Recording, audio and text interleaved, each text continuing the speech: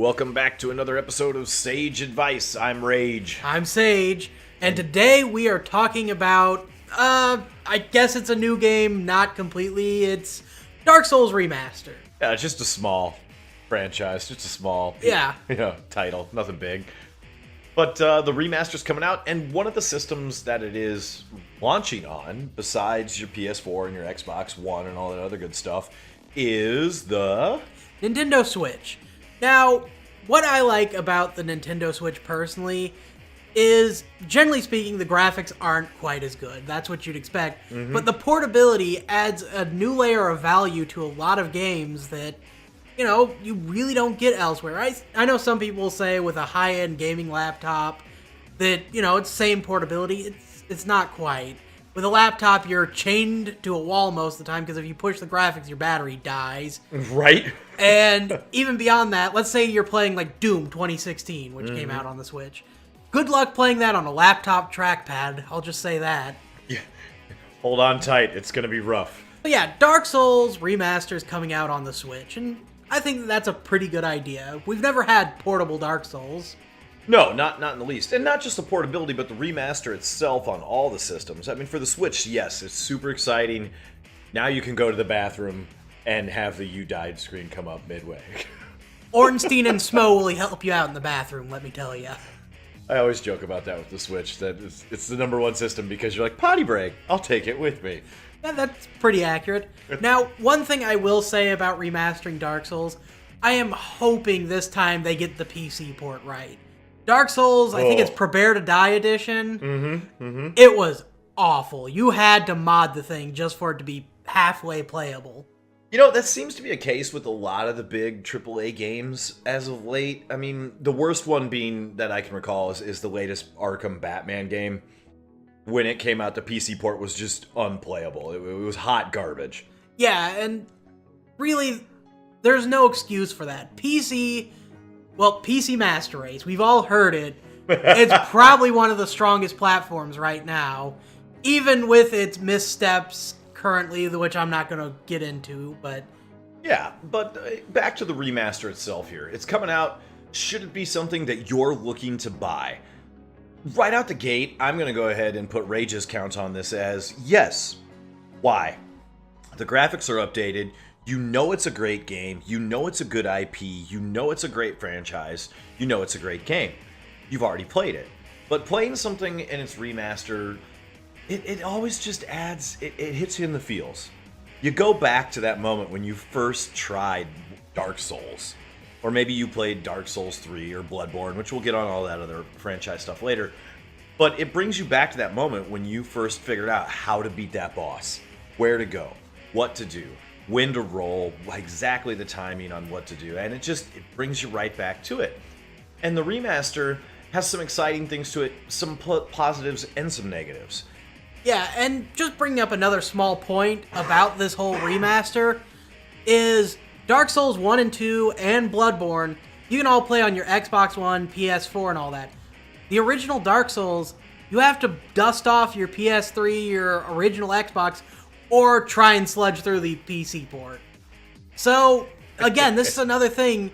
If you've been hankering to play the original Dark Souls again, but you don't want to get your old console out, or maybe you got rid of your old console when you got a PS4 or Xbox One, this is your chance to jump back in. So that's on the positive side. The positive, again, being graphics boosted and bringing back the nostalgia.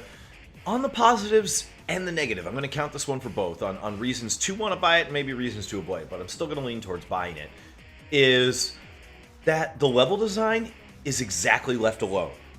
Yeah, like, if you were thinking, playing through this, man, there really needed to be a bonfire right about here. I'm sorry to say, from what I've heard through the grapevine, they're not doing that. They're updating stuff like, adding assets from Dark Souls 3 and all that. But if you're expecting this to be Dark Souls 1, but better, it's going to look better, but it might not have any improvements. Now, one thing I do hope they improve, and if they don't, I feel like this will be a huge misstep, is optimization. Like, we all remember trying to get through Blighttown, and the frame rate tanks is not fun. I still feel like, especially with the graphics update, the frame rate, especially on the Switch, being the lower power system, could still tank in that area of the game. Yeah, and that's where I'm hoping they do put in the effort on, better optimizing the game. Not necessarily adding things to the game, but making it run better. Yep, pushing those background graphics into lower resolution to bring the foreground up to still maintain that frame rate. And there's a lot of challenges in doing something like that, and I don't even begin to understand what it takes to remaster something or control frame rates in programming games, foreground and background. But we are in a new system with more power, more compatibility, so there should be a way to maybe deal with that, and hopefully they do. But again, I'm going to go with the positives on it. Even if it does tank a little bit, it's that level design unchanged that still hits you in the feels. You're like, yeah, I remember this sucked the first time around, and it does now. And some of us will get that simple grin on our face while we play it. And after that grin will come the aggravation. Oh yeah, there will be some thrown controllers, maybe a few swear words. It's all the good stuff. It's Dark Souls. Yeah, nothing makes you really agitated like that you died screen, just popping up again and again and again. But let's look at why people like Dark Souls. That feeling of satisfaction you get after your 1000th death against the same boss when you finally get that kill. And that's what makes the game so great, and that's why it's worth a buy with this HD remasters. Again, all the reasons that we said. But for me recently, I stayed away from the Dark Souls games. I thought they were just for the elitist crowd and people going, oh, this is how you really become a good gamer, yada yada. It's for those of us who really want to push. And I stayed away from it. And finally, I broke down and I tried not Dark Souls, but Bloodborne. From Software's Bloodborne. And that pushes even further. You can't be defensive in Bloodborne. You're running offense all the time. And I got that experience of feeling the Soulsborne type experience and dying again and again and again to simple mobs, and then finally figuring out when I can pull off the ripostay parry with my gun, get for that visceral attack, go for all those huge things, figuring out each individual boss and trash, and figuring out everything is different and they all react differently, and I had to learn it. But when I got that kill on Father Gascoigne for the first time in Bloodborne, I about threw my controller down, not in rage, but in joy. And I was proud. And it took me a long time. And then after that, the game got way easier because I finally figured out what From Software wanted me as the player to do. And it was very much against all the things that I was used to in other types of games that I've played. And then there was that sense of pride. And I think Dark Souls, in all of its franchise, Dark Souls 2, Dark Souls 3, and then also Bloodborne, brings about that sense of pride in the player. You really do feel accomplished when you beat that boss for the first time. And now it's in higher definition, portable, PS4, Xbox One, on all of our consoles. Why not go back and re-experience the first game that started this whole IP in this franchise and all of the sub-games that have come out, and really pay some homage to it. Yeah, I completely agree with that. Now, unlike Rage, who's just gotten into the Souls series, I, admitting this fully, have not actually played any of the Souls games yet. I have been wanting to hop in for so long, but I've just never had, never set aside the time to do so. And now that it's coming out portably, I feel like this is a great chance because that's usually when I play a lot of my games, is on the go.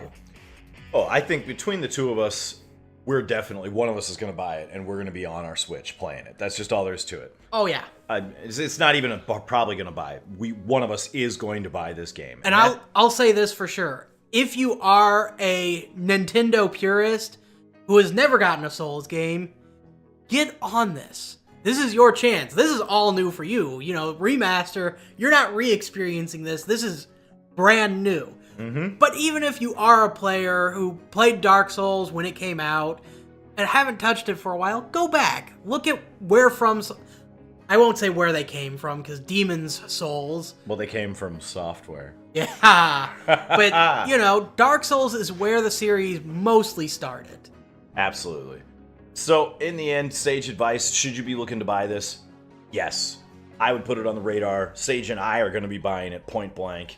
Reasons to buy it, we already covered all that. Reasons not to buy it, we covered all that as well. Level design and nostalgia and all those pros and cons.